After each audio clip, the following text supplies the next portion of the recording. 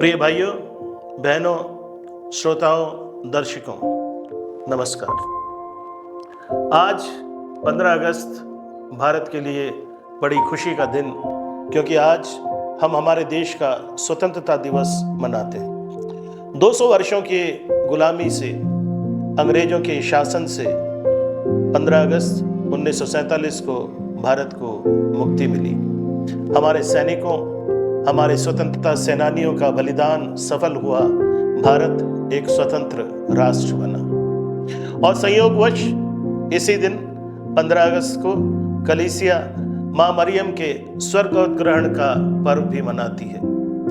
संत पिता पियुस 12वें ने 1950 में हमारे विश्वास के मत की घोषणा की कि माता मरियम स्वर्ग में उठा ली गई, सशरीर स्वर्ग में उठा ली गई। यही माता मरियम के स्वर्गोत्ग्रहण का पर्व है। दो चीजें हैं, स्वर्गारोहण और स्वर्गोत्ग्रहण। प्रभु यीशु अपने जी उठने के 40 दिन बाद स्वर्ग में आरोहित कर लिए गए। अपने सामर्थ्य से, अपनी शक्ति से, पिता के सामर्थ्य से वे स्वर्ग में उठा लिए गए, अपने ही बलबूते। लेकिन माता मरियम स्वर्ग में आरोहित कर ली गई पिता के सामर्थ्य से, पुत्र की मध्यस्थता से वे स्वर्ग में उठा ली गई। प्रभु यीशु अपने बल पर गए, लेकिन माता मरियम स्वर्ग में उठा ली गई। एक स्वर्गारोहण और दूसरा स्वर्ग उद्ग्रहण। एक किंवदंती है कि जब माता मरियम के जीवन के दिन इस संसार पर समाप्त होने वाले थे, उन्हें संत मिखाएल के द्वारा इसकी सूचना दी गई। और संयोगवश माता मरियम के अंतिम समय पर सारे शिष्य उनके चारों ओर एकत्रित थे, और उन शिष्यों के वहां एकत्रित होते हुए माता मरियम ने अपने प्राण त्यागे और वे स्वर्ग में उठा ली गई। हम पूछ सकते हैं कि स्वर्गारोहण का उपकार माता मरियम को ही क्यों मिला, किसी और संत को नहीं?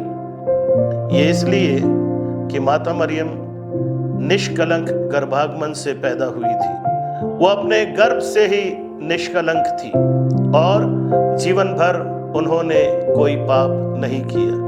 उनके पाप रहित गर्भागमन और पाप रहित जीवन के कारण ईश्वर ने उन्हें यह सौभाग्य दिया। देश की स्वतंत्रता और मां मरियम के स्वर्गारोहण में क्या समानताएं हैं? देश को गुलामी से मुक्ति मिली, मां मरियम को इस सांसारिक जीवन से मुक्ति मिली। देश में नए जीवन, नई सरकार का उद्गम हुआ और मां मरियम को स्वर्गिक जीवन की शुरुआत हुई। माता मरियम स्वर्ग में आरोहित होने के बाद स्वर्ग की रानी, स्वर्गदूतों की महारानी जैसे शीर्षकों या पदवी से नवाजी गई। आज के दोनों घटनाएं हमें प्रेरित करती हैं कि हम सच्ची स्वतंत्रता, शांति, उन्नति के लिए प्रयास करें। जब हम हमारे देश की स्वतंत्रता का पर्व मनाते हैं तो हम हमारी आध्यात्मिक स्वतंत्रता पर विचार करें, जो हमें मां मरियम के स्वर्गारोहण के द्वारा मिलती है। माता मरियम का स्वर्गारोहण उनकी पूर्ण स्वतंत्रता, पूर्ण मुक्ति इंगित करता है, और ये इसलिए कि पिता ईश्वर का उनके प्रति अगाध प्रेम रहा, अमिट प्रेम रहा कि उनका शरीर इस संसार में विकृत न हो, उसका क्षय न हो, और इसलिए मां मरियम सशरीर स्वर्ग में उठा ली गई। उनका स्वर्गोत्ग्रहण हमारे शरीर के पुनरुत्थान का पूर्वानुभाव है।